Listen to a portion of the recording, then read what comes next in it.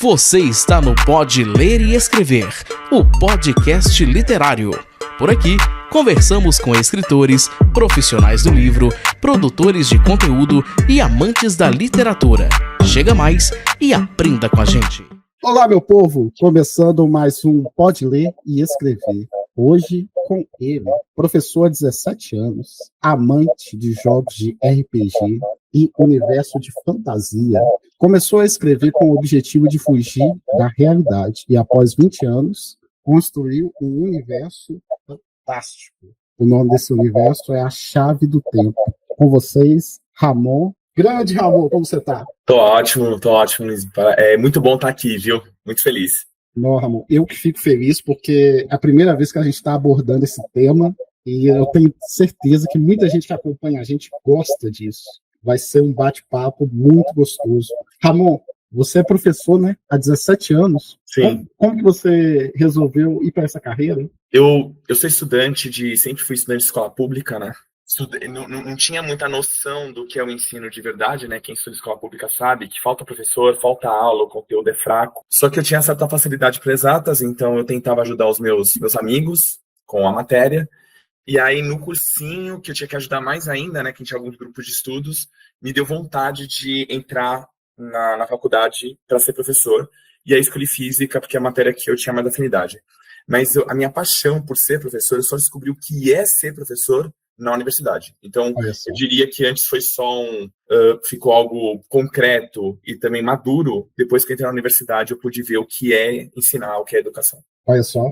E da física, indo para o universo fantástico? Como que surgiu essa conexão? Curiosamente, a ida para o universo fantástico aconteceu um ano depois só que eu entrei na faculdade, né? Então, em 2003, que eu escrevi minha primeira página, e ela iniciou como hobby pela paixão que eu tenho pelos jogos de RPG. Então, assim, inicialmente foi para tentar fugir da realidade. Eu passava por muitos problemas, principalmente em casa. Chega uma hora que você acha que tá tudo dando errado, que nada pode dar certo, então você... E o videogame sempre me ajudou muito a fugir da realidade para ir para esses universos fantásticos. E sobre o RPG, eu jogava muito D&D, né? Dungeons & Dragons com meus primos. Eu sempre gostei muito. Fantástico. Então eu tinha uma paixão pelo RPG muito grande, né? RPG de mundo aberto. Já no universo dos jogos, a construção do universo fantástico, principalmente jogos do Final Fantasy, me davam muita inspiração principalmente porque os jogos do Final Fantasy, principalmente o 7, o 6, eles têm muita conotação política. Então era uma paixão muito grande. O grande desafio era exatamente que eu sou professor de física, né? Eu sou professor de literatura, de letras. Então, inicialmente surgiu como um hobby. Então, o que eu fazia? Eu escrevia alguma cena, como eu imaginava que ia ser um jogo, né? Então, a ideia era fazer um jogo de videogame, um RPG de videogame. Então, como eu imaginava a cena, eu escrevia um pouquinho. E como era um hobby também, demorou muito, porque eu só fazia quando me sobrava tempo. E na faculdade, raramente sobrava, então até 2006, desculpa, que foi quando eu me formei, o livro andou muito pouco. Muito pouco, eram poucas páginas escritas.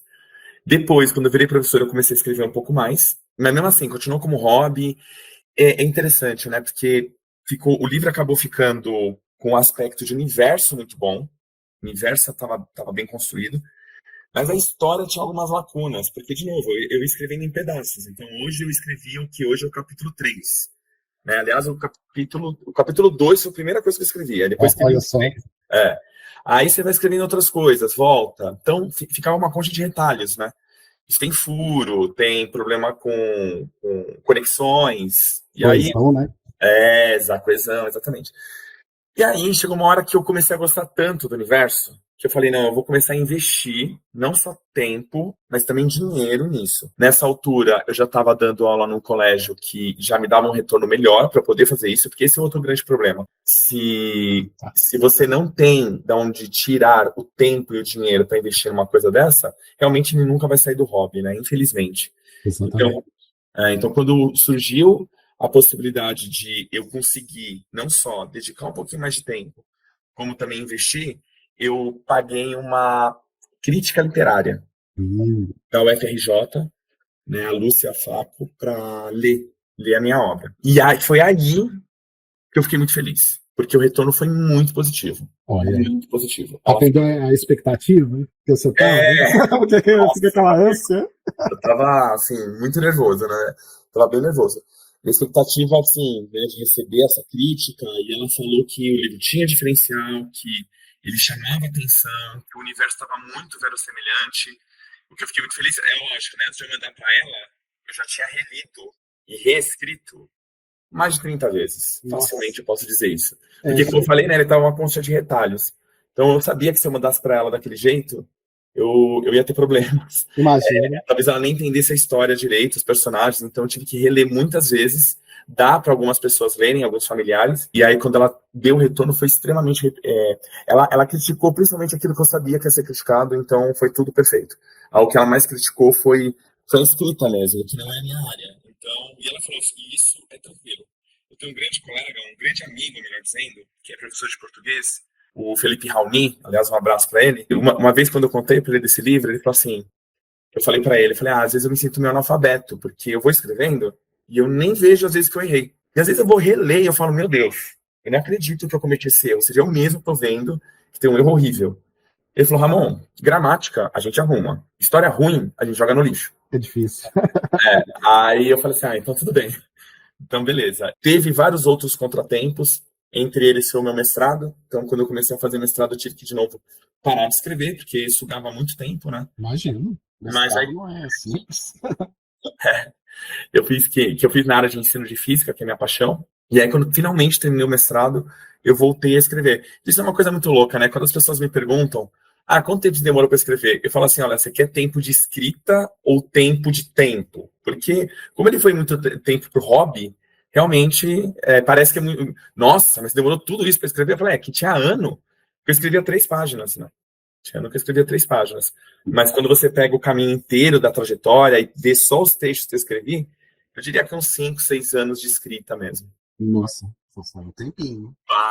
Sem contar que a gente tem que ainda criar coragem para tirar da gaveta, né? Porque não é uma coisa fácil.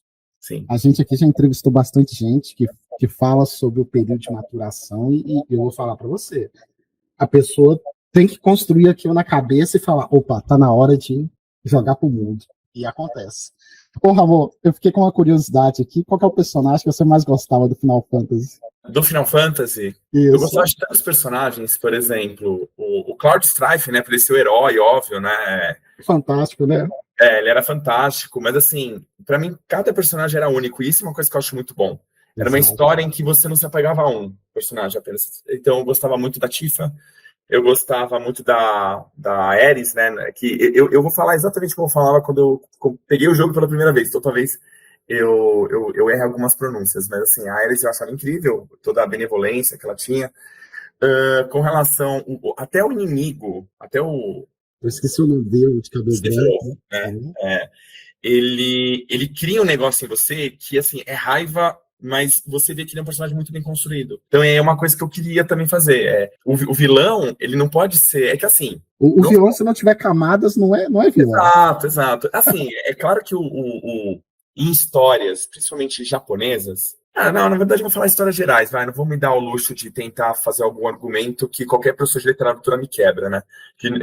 Mas assim, em histórias, é comum você ter o vilão sendo o vilão absoluto e o herói sendo o personagem perfeito. Então era legal ver no Final Fantasy, por exemplo, o personagem crescendo. Então no começo o Cloud ele não gostava de nada, não se importava com ninguém, e conforme vai acontecendo as coisas, pelo apego que ele cria a alguns personagens, ele muda. Isso é muito interessante. E a mesma coisa com relação ao Sephiroth. Quando você vai ver o passado dele, ele era um cara como qualquer um, entendeu? Então, teve eventos que fizeram culminar no que ele se tornou, entendeu? Não é só ele, né? Ele nasceu para ser uma pessoa má.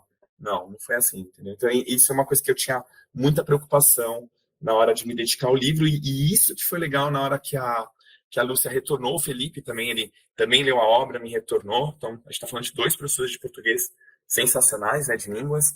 E eles falaram, olha, os personagens estão bem construídos, o universo está muito verossemelhante, então bola para frente, aí vão só ajustar alguns erros, né? Então, o Felipe ele me dava alguns comentários no começo de cada capítulo quando ele leu, e a Lúcia ela fez um relatório daquilo que precisava melhorar e tudo mais. Nossa, fantástico. Eu te perguntei isso porque Final Fantasy, na minha adolescência, também foi muito importante, porque eu não sabia nada de inglês, e eu pegava o dicionário e ficava traduzindo. Eu lembro que eu fiz isso com 7, com 8. Eu fui jogar Final Fantasy de novo. Quando chegou, eu acho que no 14, alguma coisa assim, que era no PS3. Sim, sim. E assim, foi muito bom a época, totalmente diferente do set quadradão, mas, gente, a experiência assim, é maravilhosa. É. E você também me fez lembrar também de um jogo que eu joguei muito também, que tem o designer do Akira, o Chrono Trigger. Gente, aquele jogo é incrível, é incrível. Mexeu comigo de tantas formas. E tem o Final Fantasy VII no meu coração, porque assim, o único RPG que eu tinha jogado antes dele tinha sido o Super Mario RPG. Eu nem sabia que era RPG. Eu joguei, eu achei o jogo incrível, mas eu não sabia que ele era gênero RPG. Porque naquela época eu também não jogava jogo de tabuleiro. Não jogava. Aí eu joguei esse, fui jogar o Final Fantasy VII, logo em seguida, me apaixonei absurdo pelo Final Fantasy VII, aí eu comecei a voltar, então eu joguei o 7, depois joguei o 8, depois joguei o 6, né, porque me falam que a história do 6 era incrível, fui ver e realmente é incrível. Joguei o Chrono Trigger, joguei o Chrono Cross, aí fui indo, Final Fantasy 9, comecei a jogar Secret of Mana, vários RPGs, Breath of Fire, um monte de tipo de RPG. E nessa época foi quando eu descobri o D&D e falei, vou jogar com a minha família, né? Meus primos eles também gostavam, eu falei, vamos jogar com eles. A experiência com o D&D era interessante, porque assim, eu sempre gostei de enigmas, eu sempre gostei de tentar desvendar coisas, mas com os meus primos, eles queriam mais a pancadaria. Então, eu tinha que criar aventuras. Às vezes eles até falavam assim, pô, mas não tem monstro nesse lugar? Eu, tá bom, vai, tó monstro. Às vezes eu ficava horas pensando numa aventura em que tivesse que usar a cabeça, né, com enigmas. E no final era... Não, bota uns monstros aí que eles estão felizes, né? E você sempre era o mestre? Sim, porque eu que tinha paciência. Não que eles não pudessem fazer, né? Mas era mais a paciência para construir a aventura. Imagina. Mas assim, com meus primos a gente não jogava com teatro. Sim. Ou seja, então a gente jogava sério, mas sem mudar a voz, né? Porque tem muita gente que eu acho incrível. Eu acho que a gente não fazia mais por vergonha mesmo, né? Tem gente que quando joga D&D altera até o tom de voz, entra realmente no personagem. Eu acho algumas atuações incríveis, mas eu particularmente nunca tive coragem, nem eles, de falar, não, vamos atuar. Muito pelo contrário. O D&D, que é quando a gente jogava entre nós, era muito engraçado, porque a gente cometia um monte de erro que qualquer jogador experiente de D&D vai falar, você tá louco. Provavelmente eles iam falar até isso não é D&D. Porque não interessa, assim, por exemplo. Eles eram extremamente competitivos, meus primos. Extremamente competitivos. Imagina você jogando, e aí você se separou do grupo, né? Você foi para um lado e tal. E aí você tá entrando numa sala que tem um tesouro. E aí meu primo falava, então, eu quero pegar o tesouro e não quero contar com ninguém, não vou dividir com ninguém. Aí o meu outro primo que estava em outra sala, tecnicamente ele não pode fazer nada, porque ele não presenciou a cena, então ele não sabe que isso aconteceu. Ele falava, eu não quero nem saber. Aí ficava esse bate-boca, tudo, e eu achava engraçado, entendeu? Mas eu aprendi muito de regras, eu tinha que ler muito, né, pra poder fazer as aventuras. Mesmo no final elas não tendo nada a ver com uma aventura, assim, com verossimilhança D&D, né? Eu confesso que passava bem longe, mas era engraçado. Não, imagino. Eu tive muitas experiências boas com D&D. Foi na pandemia, apesar de a gente não estar num momento tão bom. Sim. E na loja de leitura, porque na leitura, na sexta-feira, aqui em BH, o pessoal se reunia para jogar. Gente, era uma coisa assim maravilhosa a forma como eles jogavam, como eles se divertiam, porque tinha gente que falava, gente, o que eles estão fazendo? Aí eu sempre virava e falava, eles estão se divertindo, porque não tinha coisa melhor. Eu só sei que essa experiência na leitura era maravilhosa, e na pandemia aconteceu uma situação muito parecida com o que você falou, de questão de seguir regra, porque eu tentei jogar com os amigos meus, mas eu também não entendia muito. Uhum. E eu tentava, não. Vai fazendo. E, gente, eu adorava. Gente, então, assim, quem ainda não experimentou D&D, experimente. Ou então experimente qualquer outro tipo de jogo em RPG, só para você entender do que a gente está falando. RPG, gente, é maravilhoso. Vale muito a pena. E, Ramon, vamos aproveitar que a gente está falando das suas inspirações. fora o RPG, teve algum desenho que chamou sua atenção? Algum livro que você falou, cara, eu quero fazer um igual? Perfeito. Então, vamos lá. Com relação a desenho, tem muita gente que começa a ler meu livro e fala, nossa, professor, você se inspirou no Avatar, né? A Lenda de Aang. Que eu confesso que é o meu desenho favorito. É o meu desenho favorito. Assim, eu acho a história incrível, a trilha sonora, Os dois são muito bons, né? as cenas de ação são muito bem construídas. É um desenho muito rico. Eu recomendo para quem nunca assistiu, assistir. Tem a série agora, né, live action, que também ficou muito boa. Mas eu ainda sou mais fã do desenho original. É incrível. Só que vamos lembrar, né? Eu estou escrevendo esse livro há 20 anos. Então, quando a ideia surgiu, não existia Avatar, né? Então, eu confesso que depois ele acaba virando uma inspiração até para reflexões, né? Porque quando você escreve, ainda mais um livro de fantasia, pode acontecer alguns momentos que você fala, tá, esse personagem que eu fiz tá apelão demais. Não dá, não. Não, não, vai quebrar toda a verossimilhança, né? Eu vou ter que usar o que eles chamam de Deus Ex Machina. Deus Ex, exato. Deus Ex Machina para poder ou salvar o herói, ou caso o herói seja muito apelão, ou alguém conseguir dar alguma dificuldade na vida dele. Então, o Avatar me ajudou um pouco nesse sentido. Mas com relação à magia, né, os elementos, isso já estava escrito, que veio dos mundos do RPG. Mas ele, com certeza, me deu algumas inspirações. O interessante é que, assim, lembra que o livro ele surgiu como uma fuga, né? Então, se você pegasse o livro nos primórdios, eu confesso que a história estava bem clichê, né? Então era o herói que vai salvar, porque aí tem a pessoa amada, bem, muito clichêzão. Então, assim, hoje eu posso dizer que eu fico feliz e orgulhoso de ter demorado 20 anos, né? Fico feliz que aconteceu tanta coisa na minha vida, mestrado, graduação, essas coisas, que atrasaram a escrita do livro. Porque isso me permitiu amadurecer, me permitiu ler. E na leitura, você consegue achar coisas de críticas extremamente importantes. Então, por incrível que pareça, livros que me chamaram a atenção, que eu li, foram livros com críticas sociais muito fortes. Então, vou citar o primeiro que eu li foi A Revolução dos Bichos. Nossa, e se você olhar, não tem nada a ver com a minha história. Não tem nada a ver. Porque que para mim é uma inspiração? É por causa da história em si? Não. Mas pela crítica que ele faz à sociedade, que fica inerte perante uma ascensão política, né? Então você tem os bichos, eles têm, eu não vou dar muito spoiler, porque quem não leu, eu quero muito que leia. Vale muito a pena a leitura. Mas basicamente são os bichos que fazem uma revolução para terem mais direitos. Então, uma sociedade oprimida faz a revolução para obter mais direitos. E eles criam leis e tudo mais. Porém, parte dessa população começa a se ausentar dos seus deveres como cidadão para fazer com que essa reformulação das leis, ou continuação desses direitos, se estabeleça. Só que aí uma dessas raças dos bichos, né, uma das raças, que no caso são os porcos, eles começam a tomar a liderança, tomar a frente, e eles começam a ver o gostinho do poder, e aí acaba virando os próximos governantes, ditadores e tudo mais, né, que cortam regras, cortam direitos da classe que é subalterna, né? Então, para mim, foi um livro muito importante e tem muito disso na Chave do Tempo. Então, essa reflexão sobre essa linha tênue, existe uma linha tênue, né? Esse meu amigo Felipe, uma vez ele falou uma frase que eu achei bem legal, que ele falou assim, existe uma linha muito tênue entre o cara que quer fazer o correto e acabar virando ditador. Existe, porque se você... Às vezes, o sonho de um ditador foi um mundo melhor. Só que ao ter o poder nas mãos, ele começa a criar intolerância, ele começa a tirar direitos, porque só ele está certo e tudo mais, então existe uma linha muito tênue. E isso foi fundamental para a construção do universo da Chave do Tempo. Outro livro também, que me inspirou muito, 1984, né? É um livro também, também não vou falar muito sobre ele, né? Mas é um livro em que você tem uma sociedade que é oprimida, uma classe que controla, só que aí no caso é a mídia, né? Então você está sempre de olho nas pessoas pelo que elas vão fazer, para ter o controle máximo. Então, esses livros foram os que me inspiraram muito na construção do universo no quesito social, vamos dizer assim. E no quesito fantástico, eu realmente acho que foram mais os videogames, mas também teve Game of Thrones, que me ajudou bastante. Eu li também, depois de Game of Thrones, eu li o Nome do Vento, que assim, eu acabei lendo só eu li os dois primeiros, né, um livro que não teve continuação depois. Né, o terceiro tá pra sair até hoje, mas até Game of Thrones também, né?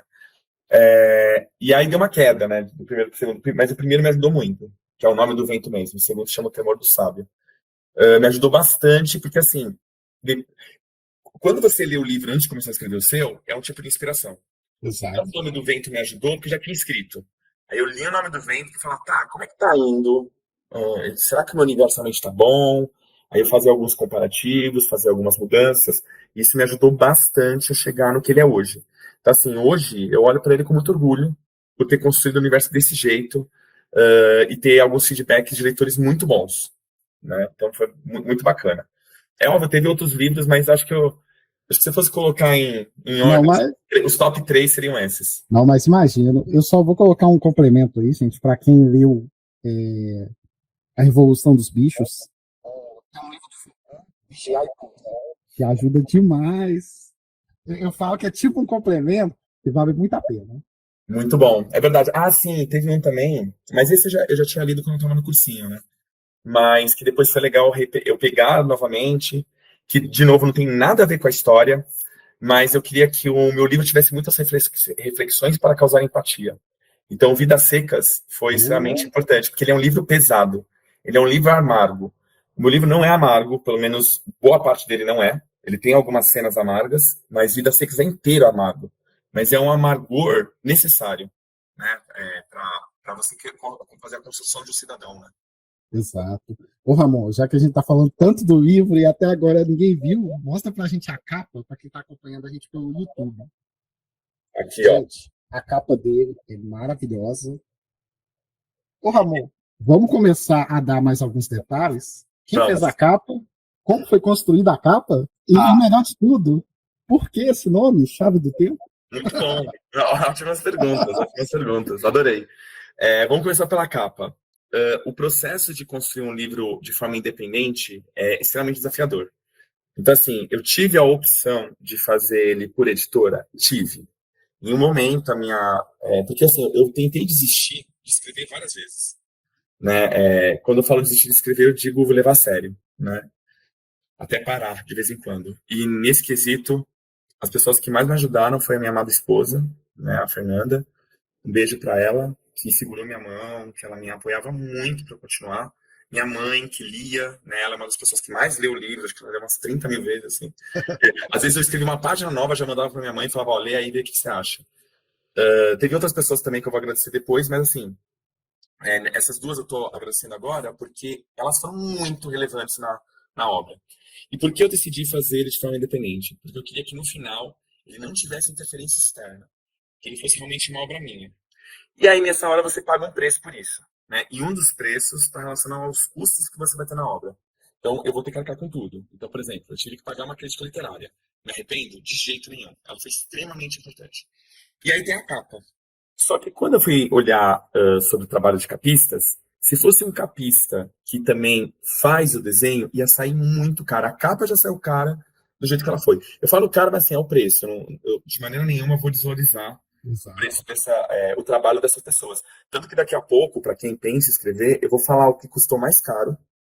Então, mas cuidado com. Eu vou já fazer uma correção. Ó. É caro, mas eu não estou falando de custo-benefício. É diferente.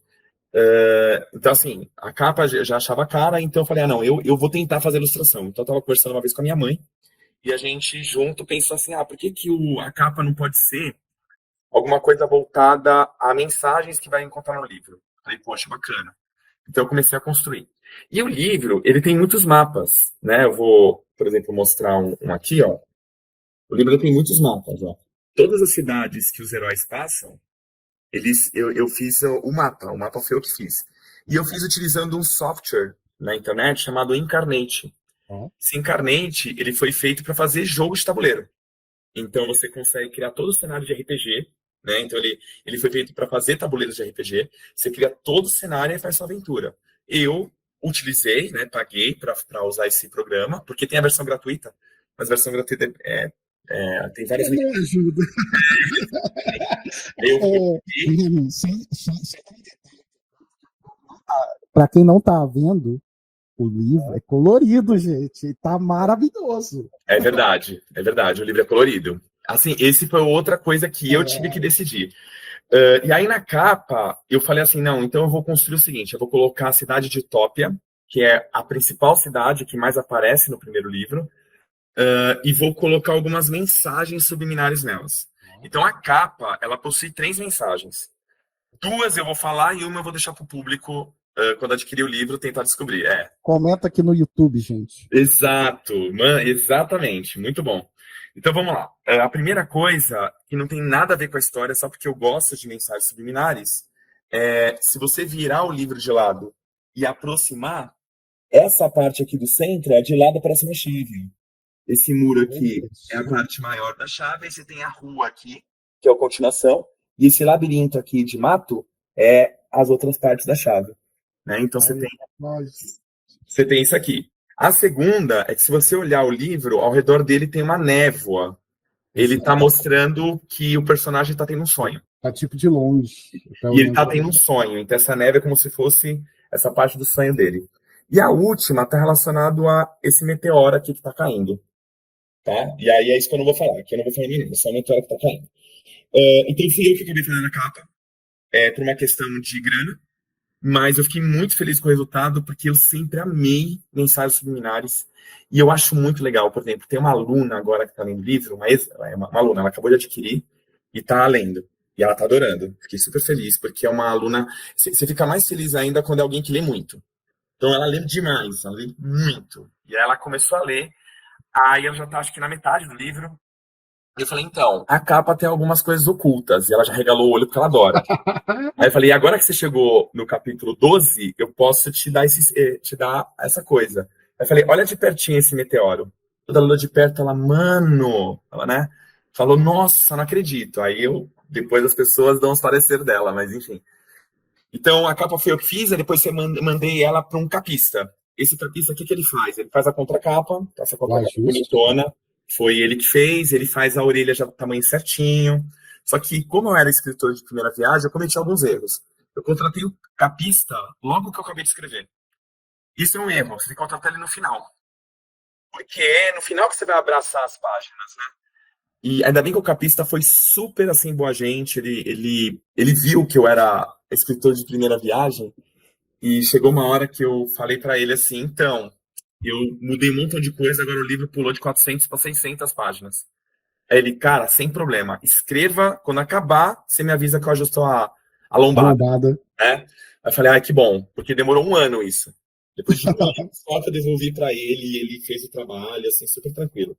Sobre a capa também, aqui na parte de trás, ele vai falar um pouquinho, né, sobre o que vai ser acontecer na história, mas eu faço questão de ler um pequeno trecho que é série do primeiro livro, né? O nome é A Chave do Tempo. A chave abre portas, né? Então a chave abre portas. E o tempo é aquela coisa que é invencível. Ninguém nunca vai vencer o tempo. Então a chave do tempo ela é uma metáfora. Ela é semi-apresentada no primeiro livro. Então você vai descobrir o que é a chave do tempo em partes. No primeiro livro você vai ver uma parte dela. E uma parte dela, ela é poder de destruição. Tanto que o nome do primeiro livro se chama A Chave do Tempo, as Armas da Destruição. Então essa metáfora, ela vai ser apresentada no livro, eu não posso falar o que é, porque é um dos grandes mistérios, o que é esse poder e de onde ele veio, né, de onde provém. Então, apesar de ser um universo fantástico, eu tomei muito cuidado com essa verossemelhança, de não ser tudo coisa impossível, muito pelo contrário, tem bastante coisa plausível. E aí tem um trecho aqui que fala, o poder de dominação foi encontrado. Deve-se destruí-lo ou utilizá-lo contra seus inimigos. E por quê? Porque, veja, se você faz parte, e aí, por isso que eu falei da Revolução dos Bichos, né? Se você faz parte de uma sociedade que é utilizada, é oprimida por outra, e você encontra um poder de destruição chamado a Chave do Tempo, você usa contra os seus inimigos ou você destrói com medo de se transformar o próximo ditador. E, se você usar, será que você sabe a hora de parar? Então, é uma reflexão extremamente entendeu? E aqui depois, eu não sei se está dando para ver, tem uma escrita diferenciada. Isso, essa escrita diferenciada eu inventei, só que assim, a galera já às vezes fala assim, nossa, que nem o Tolkien, e eu de maneira nenhuma, eu já desço, falo, não, o Tolkien era linguista, eu sou professor de física. Tolkien era linguista, então ele criou uma língua, eu não criei uma língua, eu criei uma escrita. A língua já existe, ela é alguma língua, não vou falar qual que é também, né, mas ela é alguma língua já existente, e eu só mudei as letras, os caracteres. entendeu? Aí, E aí, aqui no caso dessa, tá escrito: ninguém poderá controlar. E tem a ver. Então, se ninguém poderá controlar, será que então realmente você deve usar ou deve destruir? Tanto que o livro ele tem muitos dilemas éticos. Muitos dilemas éticos. Que mais? Sobre, já que a gente está falando de ilustração, exato. a capa foi eu que fiz. Os mapas foi eu que fiz, e os mapas todos coloridos. Aliás, agora eu vou falar um pouquinho sobre o negócio do colorido, né? O livro sai muito mais caro colorido, para você entender. Exatamente. Muito mais caro. É 60% mais caro. Então, Então, isso sem contar que, dependendo do papel que você escolher. e para livro de fantasia, eu tive que pegar um papel bom. Exato. Porque a maioria dos livros de fantasias tem esse papel, que é aquele papel meio amarelado, Isso. né? Que é o O pólen. Pollen Gold, isso, exatamente. Então ele é caro. Então, e colorido ficou 60% mais caro. Mas, gente, só para vocês entenderem um detalhe, o papel pólen, ele é amarelo porque tem um motivo. O branco reflete luz. Quando a luz reflete, você olha um pouco menos. Se é amarelado, você fica mais tempo. Então, esse detalhe é importantíssimo quando alguém for produzir uma obra. Perfeito, perfeito. E esse papel, né, por ser colorido, ficou bem mais caro, 60%. Mas foi uma decisão que eu tive com a minha esposa. A gente sentou uma semana, a gente ficou refletindo. Mas, E a gente falava, e aí, colorido ou não colorido? Aí eu fazia alguns testes, aí eu vi o mapa em preto e branco, eu vi o mapa colorido. E eu falava, não, colorido vai ser muito mais imersivo. Mas teve um detalhe que a minha esposa me ajudou de novo, e eu falei, ela falou, Ramon, faz colorido. Eu sei que vai custar mais caro, eu sei que o lucro vai diminuir. Porque assim, eu tentei não mudar o preço do livro por ele ser colorido. Então hoje você compra o exemplar besta, depois eu vou falar o valor, mas com um preço super compatível com o livro preto e branco. Eu decidi diminuir o meu lucro. Foi isso que eu decidi. O que me fez, né, e minha esposa me ajudou muito nisso, falar, não, vai ser colorido. Todos os capítulos começam com uma capa. E essas capas são muito especiais. Aí não fui eu que fiz as ilustrações, né? Vou pegar essa aqui primeiro. Você vê uma nossa, árvore, né? linda. Linda, né? Então, Isso. todas essas capas foram feitas por um ex-aluno meu. Se quiser falar o nome dele. Eu vou falar, é o Lucas Nunes. Então, quem quiser conhecer o trabalho dele no Instagram, se chama Lucas Arts, ou pode ir pela Chave do Tempo também. Ele é incrível, né? Desde pequeno, assim, no ensino médio, ele já se mostrou uma pessoa maravilhosa. Na verdade, foi engraçado, porque ele que veio me procurar. Você tá escrevendo livro? E aí, tá fazendo ilustrador? E eu achei muito maduro da parte dele, sabe? Tomar essa iniciativa. E a gente começou, fez algumas conversas, conversei com os pais dele, né? Porque até então ele ainda era menor de idade. E aí, com o alvará dos pais dele, ele começou a fazer os primeiros desenhos. Olha só. E foi incrível, porque assim, a gente fazia um meet, né, que a gente está fazendo aqui, conversava um pouco, o que eu queria? Eu queria que cada capa trouxesse algo que remetesse à reflexão que o capítulo traz, mas não necessariamente que a imagem tenha algo do capítulo. Então, a reflexão eu quero que remeta, mas a imagem pode ser qualquer uma. E a criatividade dele ia longe. E aí chegou um dos capítulos, que eu acho que é o 27, eu não vou lembrar agora, mas é por aí. O capítulo é uma arma, né? O que tem na capa é uma arma. E essa arma, no cano dela, está escorrendo sangue. E aí, quando eu vi essa capa preto e branco, que é essa aqui, ó, né? E aqui na pontinha está escorrendo sangue. Quando eu vi essa capa preto e branco, eu falei, meu, esse sangue está parecendo óleo. Não vai rolar. E toda a capa tem um detalhe em vermelho. Toda a capa, sem exceção, tem um detalhe em vermelho, né? Então, Eu vi na árvore, tem tipo uma fumaça. Entendeu? E aí eu falei, eu vou ter que fazer colorido mesmo, porque às vezes o detalhe em vermelho é o que eu quero que chame a atenção, então deixa pra lá, principalmente quando for sangue, né? A atenção. Então eu vou fazer colorido mesmo. Acabei imprimindo colorido, e as capas, elas são... eu fiquei muito orgulhoso pelo trabalho dele. Eu vou voltar para essa aqui. Tem algumas capas que são as minhas favoritas. Essa primeira é uma das minhas favoritas. Então, todo começo de capítulo, você vai ver uma capa com uma ilustração do Lucas lindíssima. Você vai ter aqui uma frase que tem a ver com o que acontece com o capítulo, para trazer uma reflexão. E uma outra frase aqui escrita na outra língua. Tudo bem? Até agora eu tive uma aluna só que mergulhou e desvendou. Eu fiquei impressionado. Olha. Ela falou, eu descobri que a língua é tal e eu tô decifrando o que acontece em cada capítulo. Eu achei fantástico. Ramon, só antes de você continuar, Hum. eu queria que você me desse o feedback de como foi a experiência do aluno ter visto a obra pronta. Nossa, foi incrível, foi incrível. Ele começou fazendo essas capas dos capítulos, porque na verdade, lembra que eu falei que isso aqui ia ser um jogo também? Então as primeiras ilustrações que ele fez não foi nem pro livro, foi pro jogo. Aí eu falei assim, eu vou fazer primeiro um jogo de carta, eu falei pra ele. Aí eu contratei ele e fez algum jogo de carta, de poção, ele fez alguns desenhos, tudo, que eu achei muito legal. E aí chegou uma hora que eu falei pra ele, eu falei assim, eu vou dar uma pausa no jogo, porque se eu ficar com o jogo e com o livro, eu nunca vou acabar nenhum dos dois. Então eu vou me dedicar no livro, vou escrever o livro, e você vai fazer as ilustrações do livro se quiser. Aí ele, não, quero sim.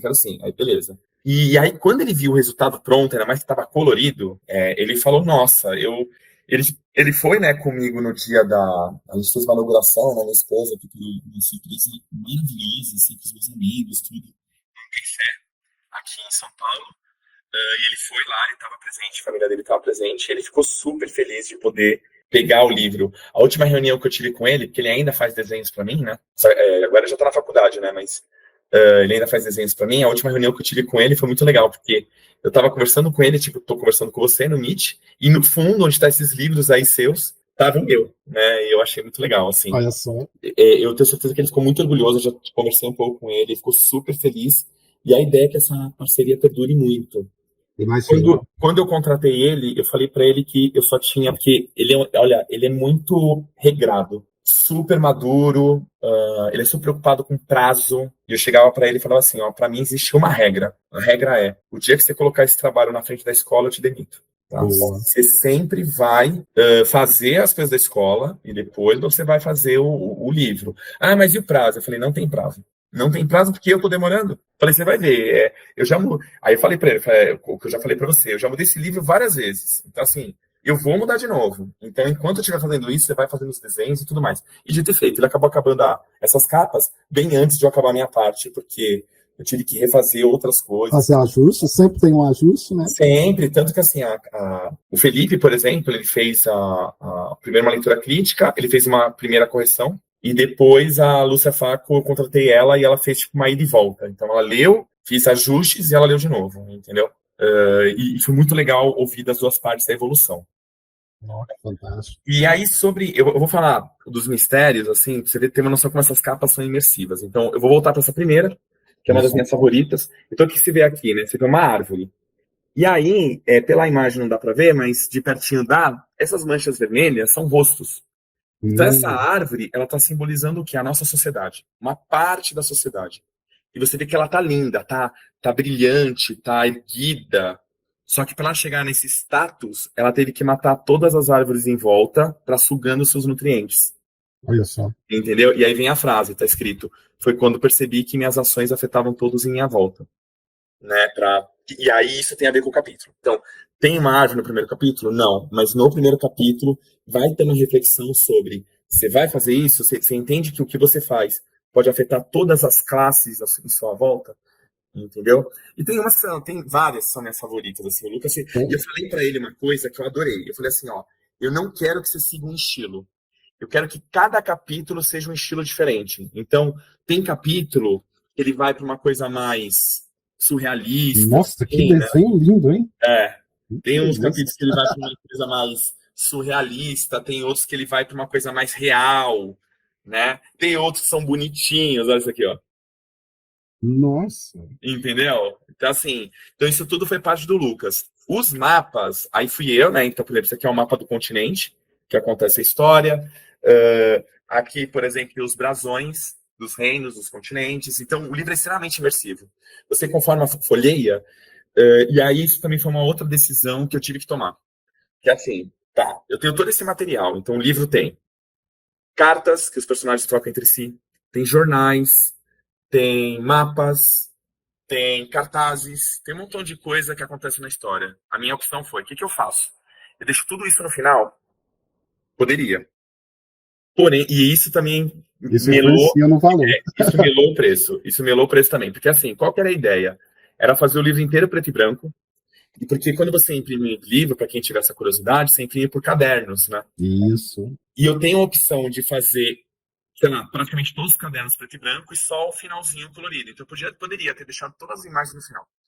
O que que fez para optar não optar por isso? Primeiro, porque, como eu falei, cada capa tinha uma coisa vermelha e eu queria que tivesse vermelho. E segundo, que muda completamente a imersão.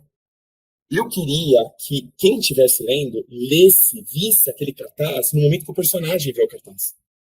Entendeu? Para ele ter a sensação que o personagem está tendo naquele momento. E isso faz toda a diferença na Isso hora faz toda a da diferença. leitura, na hora da construção de personagem. Exatamente. E o cuidado foi muito grande. Então, por exemplo, tem uma hora que o personagem vai na biblioteca. Ele vai ler um livro da biblioteca. Eu coloco um trecho do livro que ele está lendo. Olha. Entendeu? Ele vê um cartaz na parede. Já tem o cartaz do que ele está vendo. Lá no final do capítulo aparece. Lê um jornal, aparece o jornal. Aliás, a parte do jornal ficou bem legal. Porque são 2 jornais, basicamente, que eu apresento aqui nessa obra. E eles atendem classes sociais diferentes. Ó. Então tem um que é um jornal mais da periferia e tem outro que é um jornal da elite. E você nota que, assim, para mesmo momento em que os repórteres dos 2 jornais estão no mesmo lugar, as reportagens são completamente diferentes. Entendeu? Então essa imersão eu achei muito importante e eu queria que que o leitor visse junto comigo. Outra coisa bacana são as cartas, né? As cartas, por exemplo, elas têm as letras dos personagens. Então, por exemplo, esta carta aqui, ó, tá com essa letra, porque é a letra desse personagem. Se for outro personagem, vai ter outra letra, entendeu? Isso. Ô, Ramon, tem que fazer um livro desse em menos de 10 anos, não? Então, só pra você ter uma noção, só os mapas. Eu demorei muito tempo. E aí vem outra curiosidade. Eu sou uma pessoa extremamente perfeccionista. Extremamente perfeccionista. Então, eu fazia um mapa, por exemplo, um mapa do continente. Aí a primeira vez que eu fiz de um jeito e tal. Se você pega o primeiro mapa e pega o que ele é hoje, é completamente diferente. Porque eu fui pesquisar na geografia, sobre relevos que são possíveis e o que não é possível. Eu fui pesquisar na Idade Média como que a galera construía, onde construía a cidade, como eram essas cidades. Então eu fiz muitas pesquisas para deixar o livro exatamente verossemelhante, né? Universo verossímil. E isso deu trabalho. Então eu tive que gastar bastante tempo fazendo essas coisas. E essas artes, né, por exemplo, fazer as cartas, também é uma arte. Não é uma arte tão rebuscada, né? Mas é uma arte que eu tive que fazer por conta própria. Para quê? Para economizar. Né? Mas assim, o fato de você ter pensado na fonte do personagem, e isso traz assim, outra pegada pro livro, e assim, valoriza demais da conta. Então, e foi engraçado, porque eu fui cada fato. Eu fui visitar minha tia, e a minha tia Lê, Jaciara, o nome dela, também agradeço muito que ela leu, deu uma força. Eu fui visitar ela uma vez, e eu mostrei pelas cartas. E ela falou, tem um livro que tem isso. Se chama Barco de Perseu. Aí eu falei, sério? Aí eu fui lá, peguei, e eu falei, nossa, é isso. Perfeito, que bom, que um livro de renome, tem uma ideia semelhante com a minha. Né, porque eu falei, o que você achou? Eu falei, nossa, ela falou, eu li a história e depois eu fiquei prestando atenção nas outras coisas que estavam escritas, porque esse livro, Barca de Perseu, é um livro de biblioteca, ele inteiro é um livro de biblioteca. Então, ele está todo rabiscado por pessoas. Então, o que minha tia fez? Primeiro leu a história e depois começou a ler a conversa entre a galera, porque eles começam a conversar entre si sobre as teorias dela sobre a história. Achei bem legal. Olha só que fantástico. Ô Ramon, quando a gente analisa bem o seu livro não é um livro simples. Ele tem carta, ele tem mapa, tem jornal, tem panfleto, né? Que você citou aí agora. Tem. Música. Tem música. Tem referência, né? Tem. Nossa, então assim, igual eu brinquei aqui agora, fazer isso com menos de 10 anos é brincadeira, né? Você falou das questões também, que tem muita coisa escondida dentro desse material, e eu acho isso assim, fantástico. Sem contar as questões políticas que envolve, que faz o pessoal interagir. Com certeza. Uma coisa que eu fiquei aqui pensando também, você citou alguns alunos. Como está a relação dos alunos com esse material? Olha, está dentro também de alguns desafios. Ou melhor, deixa eu melhorar essa pergunta, que é, como que está sendo a relação de quem está ouvindo, ouvindo não, quem comprou o livro para ler, como que está sendo Perfeito, perfeito. Então, assim, ó, eu tenho certeza que muitos alunos compraram para me ajudar, entendeu? Então, assim, alguns eu acho que talvez nem tenham lido ainda, eu acho que faz parte, foram para a faculdade, então, alguns leem mais devagar, outros leem mais rápido, né? Mas, assim, os feedbacks de quem já leu, quem terminou de ler, são muito bons. E eu vou falar do primeiro. Vou falar de alguns alunos que, assim, guardo no coração porque eles foram muito além da leitura. Muito além da leitura. Então, por exemplo, teve um que foi o Thiago Santos. Ele foi o primeiro que acabou o livro. Acabou bem rápido. Ele chegou para mim e falou, professor, eu adorei o livro. E é um ex-aluno de tempo, viu? Esse é ex-aluno antigão. Falou, professor, eu adorei o livro. Adorei de coração, assim, ficou muito bom. Não vejo a hora de você escrever a continuação. E eu tô fazendo aqui um Scooby para você. Eu nem sabia que existia o Scooby. Ele fez para mim e fez uma resenha lá no Scooby perfeita. Assim, Olha só. para quem quiser conhecer um pouco, querer chamar atenção, o Scooby tá com resenhas maravilhosas, sem dar spoiler. Tá com resenhas maravilhosas, tudo de ex-aluno meu que leu. E são, assim, foi incrível. Então ele foi o primeiro, ele fez o Scooby, fez a resenha ficou impecável. Aí depois teve uma outra aluna, a Camila, ela tem até um Instagram, que é gatos, acho que é entre gatos e livros, que é um Instagram que fala sobre livros e gatos. E ela leu o livro também, fez uma resenha incrível no Scooby, e no Instagram dela, ela colocou que estava entre os melhores livros do ano passado que ela leu. Olha. Então foi assim, foi um feedback muito bom, porque é aquilo que eu já falei e repito. É claro que eu adoro quando as pessoas gostam do livro, mas quando essa pessoa é um leitor assíduo, que lê muito, aí você percebe que a crítica, que o retorno vai ser mais orgânico, porque ele tem um monte de coisa para comparar, né? Então, por exemplo, se foi um aluno que leu, só que ele lê pouco, ele pode ter gostado da história, não vou dizer que não, mas será que é a melhor história como ele está falando, ou é porque é o segundo livro que ele leu e é por isso que ele está falando tudo isso? Entendi. Tem uma referência, né? Não tem muita referência, exatamente. Agora, essa menina, poxa, ela lê um monte de livro, ela tem um Instagram de livros. Ela ter colocado A Chave do Tempo como entre os melhores livros que ela leu no ano, para mim foi uma grande honra. Depois dela teve a Gabi, que fez uma resenha no Scooby que quase fez eu chorar, assim, impecável. Teve duas alunas que eu vou deixar um agradecimento especial, que, aliás, está até no agradecimento do livro. E, na verdade, foram três. É que uma delas viajou para os Estados Unidos, então ela não chegou a ler, mas as outras duas adquiriram.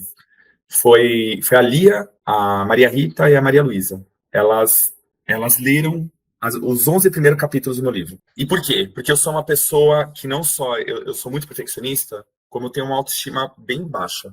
Então eu não conseguia nunca ver se eu podia publicar aquilo ou não. Por mais que a crítica literária falasse bem, eu ainda não estava satisfeito. Então eu dei 11 capítulos para essas três pessoas lerem, porque no 11º acontece um plot.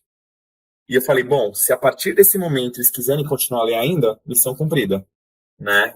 E aí as três leram e eu só perguntei, ó, eu sei que ele tá com erro de português, isso é uma coisa que a gente arruma depois, tudo. Mas e a história? Dava vontade de continuar lendo? E as três falaram que dava. E a Ana Rita já terminou, fez uma resenha no Scooby incrível. A Maria Luísa terminou agora há pouco, mas ainda não teve tempo, né? Que ela tá na faculdade para fazer resenha. Mas foram resenhas incríveis, feedbacks incríveis. Então, assim, meu agradecimento vai a essas pessoas, porque para quem não tem coragem, quem tem medo, esse apoio da família, dos amigos, das pessoas à sua volta, é extremamente, extremamente importante. Eu fico muito feliz de poder ter o retorno de tanta dedicação que eu, por exemplo, como professor, faço. Eu, como professor, eu tento trazer o lado humano. Eu sou professor de exatas, mas eu gosto muito do lado humano, de você se importar, de você querer fazer pelo outro. E eu posso dizer com certeza que essas pessoas, esses alunos, principalmente, fizeram muito por mim. Principalmente com relação a esses feedbacks que estão trazendo. Então, eu não poderia estar mais feliz. Por enquanto, eu estou chegando na casa dos 200 livros.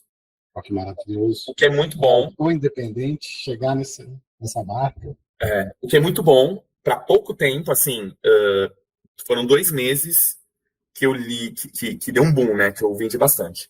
Só que agora deu uma diminuída, né? Por exemplo, mês passado, e por que deu uma diminuída? Eu voltei a trabalhar, né? Nas férias eu tenho mais tempo. Eu voltei a trabalhar, tô com muita coisa, então a divulgação diminuiu, eu ainda tô vendo livrarias para para conhecer, eu tô dando uma olhada nessas coisas, né, de logística, e aí comecei a vender um pouco menos, mas a ideia é, de novo, voltar com o marketing para dar um boom para atingir mais pessoas. E a última aluna que eu queria comentar é essa Maria Clara, que chegou na metade e desvendou a linguagem do alfabeto. É muito interessante. É muito interessante, e assim, você pode falar assim, caramba, mas você deu o livro para 3 mulheres lerem, né? Foi proposital? A resposta foi. Foi proposital. Porque eu sendo homem, branco, hétero, eu vivo de um jeito muito mais, com muitas vantagens, vamos dizer assim. E no livro, eu quis fazer uma crítica a todas as outras sociedades, o que elas passam. E é complicado você falar isso. É complicado você descrever algo que você não vive. Eu não vivo, eu não passo por racismo, nunca passei na minha vida. Eu nunca passei por feminismo, né, que na verdade nem existe, né, porque a galera fala de machismo reverso, isso é besteira. É a maior besteira que inventaram, mas enfim, machismo, eu nunca passei por isso.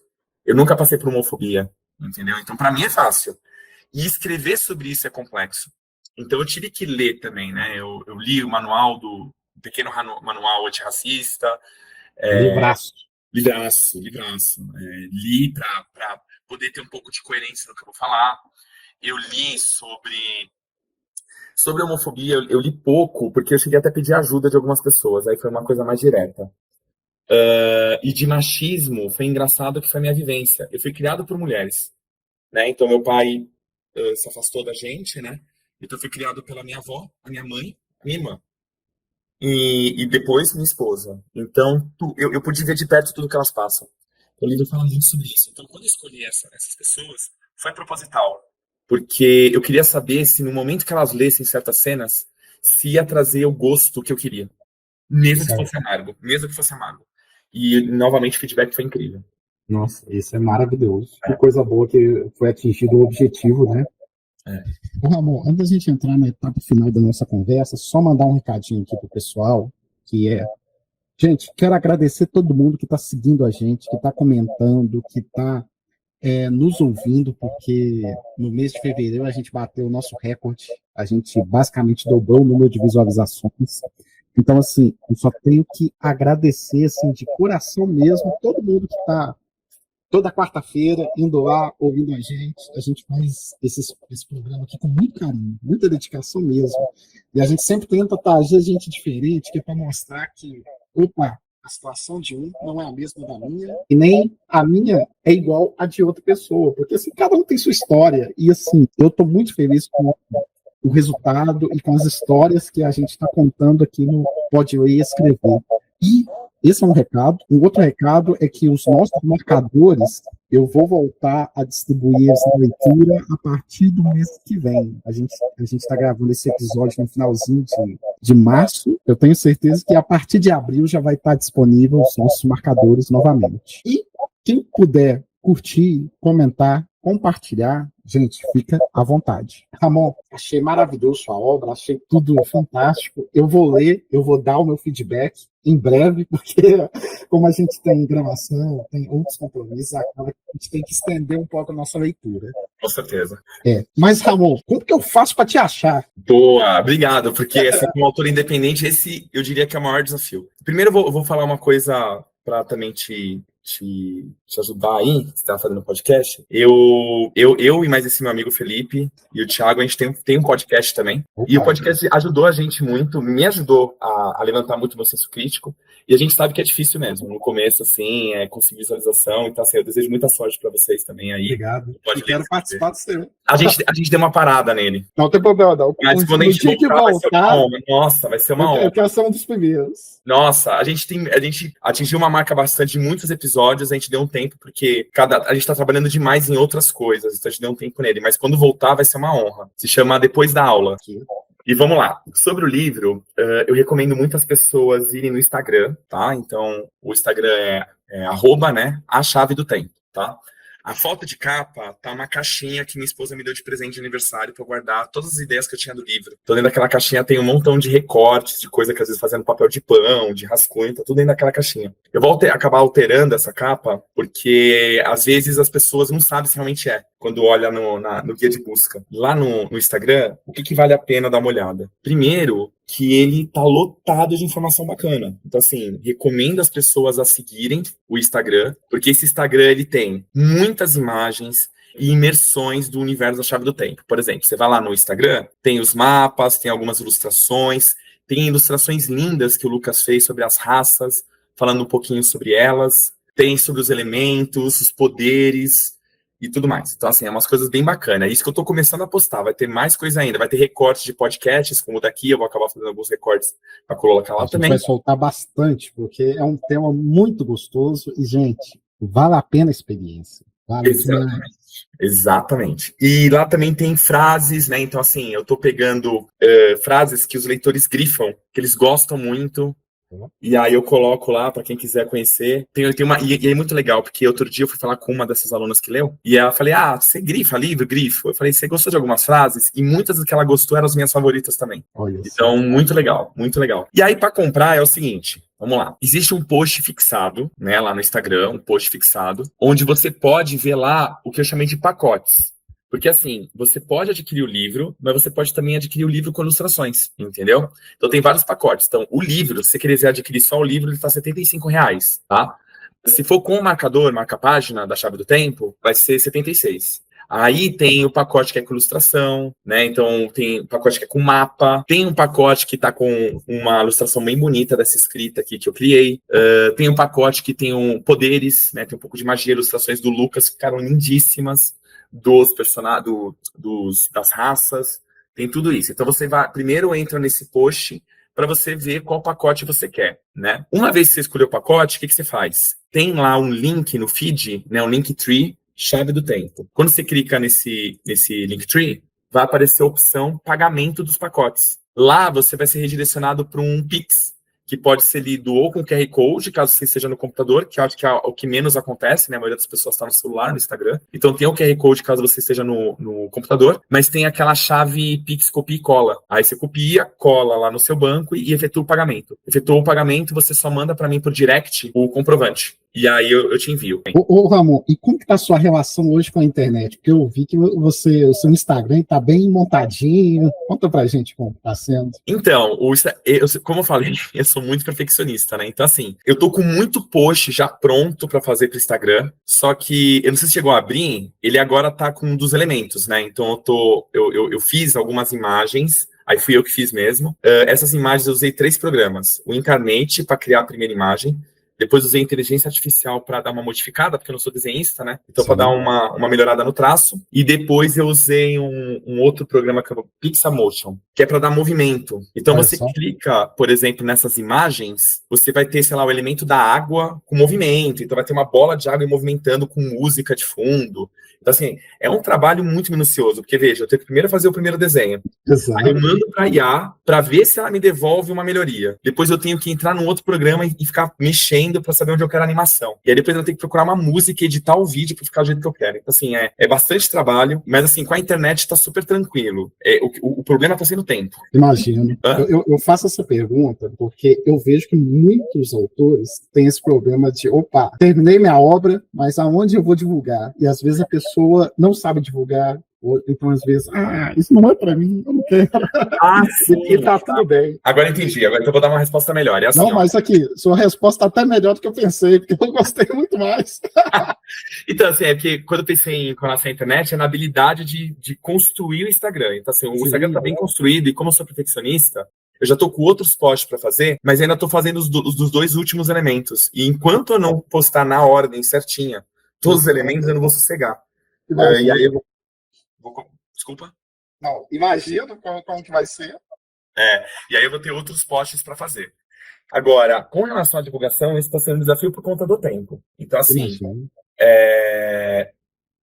eu queria poder ir a algumas livrarias, mas eu trabalho carga cheia amanhã e tarde, algumas noites, então fica bem mais difícil. Eu vou ver se eu consigo agora. Vou ver se eu participo de algumas feiras, Comic Con, porque como é livro de fantasia, tem ilustração e tudo mais, acho que eu consigo. E Bienal eu estava pensando, mas já acabou as vagas, então vou ver se eu vou em outras bienais. Agora, o negócio é isso, com os meus alunos eu consigo atingir, eles me conhecem, sabem a dedicação que eu tive para o trabalho, estou tendo feedbacks muito bons. Pro restante, realmente está sendo um desafio, mas é questão de tempo, né? Eu acho, por exemplo, que o podcast vai ajudar, eu pretendo fazer outros tipos de divulgação. Então, como já que meu tempo é escasso, eu sei que eu tenho que ser paciente. Se eu pudesse diminuir minha carga horária da aula para poder dedicar mais tempo a isso, eu tenho certeza que eu atingi muito mais pessoas. Mas eu não posso fazer isso. Eu sempre coloco as minhas aulas em primeiro lugar para depois eu poder dedicar no livro, né? E aí eu queria fazer um pedido. Poderia, Luiz? Com certeza. Eu queria falar um pouquinho rapidamente, sem tomar muito tempo, sobre a história, para ver se a galera. Vou fazer um corte que bacana para esse pedaço. Perfeito, obrigado, Luiz. Então, assim, vamos lá. A história é o seguinte: ela começa numa cidade chamada Utópia. Eu sempre gostei de jogo de palavras. Então, ela é Utópia porque ela pretendia ser uma utopia, mas uma utopia que deu errado. Por isso que é o nome errado, é Utópia. Tá? E o que acontece? Há muito tempo atrás aconteceu uma guerra, né? Você tem 5 raças no livro. Uma que é uma raça que eu não vou dizer nada, é mistério. Mas as outras os evocadores, que contam os elementos da natureza, né? Fogo, água, vento, pedra, raio, que na verdade é eletromagnetismo, gravidade e luz. São esses elementos do livro. Esses evocadores conseguem controlar os elementos. Você tem os telepatas, que eles conseguem estar na mente das pessoas, então eles conseguem invadir o seu sonho, eles conseguem alterar os seus sentidos, conseguem mover objetos com o poder da mente e tudo mais. Você tem os semi-humanos, que, como o próprio nome diz, são mistura, né, de humanos e animais, e tem o que eu chamei de humanos de perícia, que são humanos com melhoramentos, força, agilidade, velocidade, assim por diante. Bom, entre essas 4 raças, 2 têm um grande destaque no livro, que são a dos telepatas e dos evocadores. Por quê?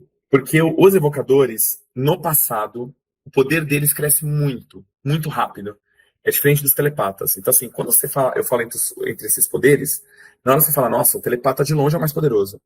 Só que eles têm um problema gigantesco. O uso do poder deles mata eles. Então eles não podem usar o poder muito. Então quem é mais ameaçador, por incrível que pareça, quem é mais temido são os telepatas, mas quem é mais ameaçador são os evocadores. E num tempo passado, eles quase numa guerra destruíram um continente inteiro. E aí os sobreviventes foram levados para outro continente e ficaram numa cidade chamada Utópia. Essa cidade prometia ser um local de um recomeço, tanto que o livro começa no ano 0, que é a fundação de Utópia. Só que tem um problema. Se o evocador quiser morar em Utópia, ele não pode evocar nunca mais. Ele tem que abdicar desse poder. Alguns migram para outras cidades, né, fundam as próprias cidades, mas Utópia é uma cidade já pronta. Então ela cresce mais rápido, ela tem tecnologia mais rápido, e ela acaba criando um sistema de casta, então ela é separada por muros, não deixando o mais pobre chegar na região mais rica. E tudo isso para quê? Para criar um controle. Então, veja, existe um motivo de você ter o controle dos evocadores. Porque eles estão querendo não uma arma, né? Uma arma viva. E a história começa com um personagem principal chamado Alex tendo um sonho. Ele está tendo um sonho estranho. Com uma guerra que ou aconteceu ou vai acontecer. E ao perceber que ele sonha, ele começa a pesquisar. E nessas pesquisas, nesses questionamentos que ele começa a ter, ele é perseguido. Ele é perseguido pelo exército que uma vez ele achava bom. Ele achava esse controle importante, como várias pessoas acham. Ele não enxergava como uma ditadura. E aí ele é preso, torturado e é salvo por rebeldes. Rebeldes que ele sempre achou um absurdo, a existência deles. E é aí que a história começa. Porque ele acaba entrando nesse jogo de disputas e poderes, onde o controle acontece pela busca pela chave do tempo, que é esse poder maior que pode trazer a destruição dos seus inimigos, mas será que dá para controlar? Então o livro inteiro ele fica não só na construção do personagem do Alex, né? Então você nota que o Alex no começo do livro é extremamente perdido, porque ele viveu para ser algo que depois ele percebe que não tem nada a ver com o que ele achava que era o mundo. O mundo não tem nada a ver com o que ele imaginava. Mas tem um motivo do tutor ter tratado ele assim sempre. Existe, tudo isso é explicado no livro. E aí ele entra nesse jogo de disputa poder, em busca da chave do tempo, desse poder maior, e ele, junto com a equipe dele, vai ter que decidir no final se destrói ou se usa esse poder caso encontre. Nossa, que fantástico, gente. Adquiram esse livro que vai valer muito a pena. E, Ramon, repete para a gente de novo o arroba para a gente encontrar o Claro. seu Instagram. @a chave do tempo. Ótimo. E, Ramon, a gente sempre deixa essa pergunta para o final, porque essa é uma pergunta que eu amo fazer, que é o seguinte: se pudesse indicar 3 livros, quais você indicaria? Pode colocar o seu no meio. Olha, infelizmente eu tenho autoestima baixa, então não vou conseguir colocar o meu. Eu gostaria muito que as pessoas lessem, porque realmente a história tá bem legal. Mas eu acho que eu vou indicar os que me inspiraram mesmo. Leia A Revolução dos Bichos, gente. Ele é um livro super pequenininho, sabe? Eu lembro que o meu avô que me deu. E foi numa época que eu estava questionando algumas coisas, ele falou, lê esse livro, que sua vida vai mudar. Então, assim, leia A Revolução dos Bichos, leia 1984, leia, é incrível, é um livro incrível. E se você gosta de fantasia, se você gosta, mas e não ficar triste de não ter fim, leia Game of Thrones. Mas você não pode ficar triste que não tem fim.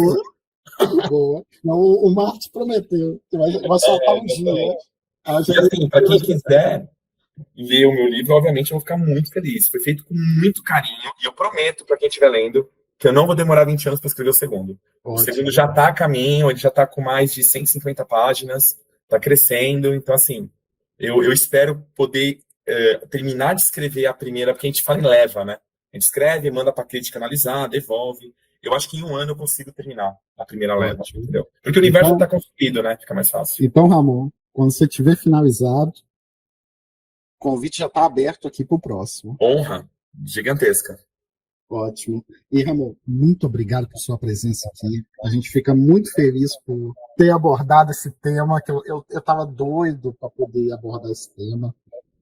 E ainda mais um livro que tem tanta informação, tanta riqueza e o melhor de tudo. Na minha cabeça aqui, esse livro está quase interativo. Porque tem mapa, tem isso, tem aquilo. O Instagram, ele conversa com o livro. Então, gente, vale a pena a experiência. Quando eu falo vale a pena a experiência, é porque você não está comprando um livro, você está comprando uma experiência assim, completa. Então, gente, vamos apoiar os autores independentes, vamos apoiar esse trabalho que não foi fácil, foram 10 anos de muita dedicação. A gente sabe que não foi uma coisa simples, porque um livro foi feito com carinho, foi feito com toda a dedicação possível. E, Ramon, gostaria de deixar alguma mensagem aí para quem está ouvindo a gente, para quem vai nos ver? Tá. Vou fazer primeiro uma mensagem para leitores. A gente vive num mundo onde cada vez está mais digital. Eu sou professor de física, eu amo tecnologia. Só que eu tenho muitas críticas à tecnologia. O meu livro é uma crítica à tecnologia. Esse é o grande spoiler que eu não posso dar, mas ele é uma crítica ferrenha à tecnologia. Então, por mais que eu ame, a gente tem que ter cuidado. A gente precisa saber os limites do que a gente pode fazer. Então, assim, para os leitores, continuem lendo. A leitura, principalmente para os adolescentes, né? O meu livro ele também foi escrito para adolescentes. Então, para quem assiste a gente, você falou que a maioria é 30 anos, né? Exatamente. Então, os filhos de vocês com certeza vão adorar, porque a história é épica, traz muita reflexão da nossa sociedade. E sendo uma história de fantasia, ela mexe muito com a nossa imaginação. Eu tive um cuidado, que foi uma coisa que a crítica literária me passou. Que ela falou assim: se não é importante, não caracterize. Não. Que se é importante você falar que o olho daquele personagem é daquela cor? Para a história, aquilo é importante? Não. Então deixa na imaginação das pessoas. Conforme for passando, elas vão descobrir. E é verdade, são poucos personagens que eu acabo detalhando. Eu detalho algumas coisas, mas eu detalho mais o lado emocional, o lado humano, do que o lado físico. Entendeu? O lado físico, eu falo, mas menos. Então, para os leitores continuar lendo, porque é muita imaginação, você cria imaginação, capacidade de reflexão e argumento, né? Ainda mais quando você lê livros mais parrudos, né? E outra coisa que eu queria dar é para os escritores, né? Como escritor independente, eu posso dizer que é muito difícil. É muito, muito difícil e caro. Principalmente se você for fazer como eu fiz. Existem várias outras maneiras, você pode publicar de graça na Amazon, né? Tem essas outras coisas que ajudam. Mas tente sempre ver. É muito difícil. O mercado editorial é um mercado com muitos livros. Então faça que nem eu. Veja como um hobby. Se der certo, ótimo. Se não der, mas você puder terminar com orgulho da sua obra, tá ótimo. Eu me sinto hoje muito feliz só por ter terminado o primeiro, e tanto que eu estou continuando. Excelente, Ramon. Ramon, de novo, muito obrigado. E, gente, até a próxima. Valeu, gente. Muito obrigado.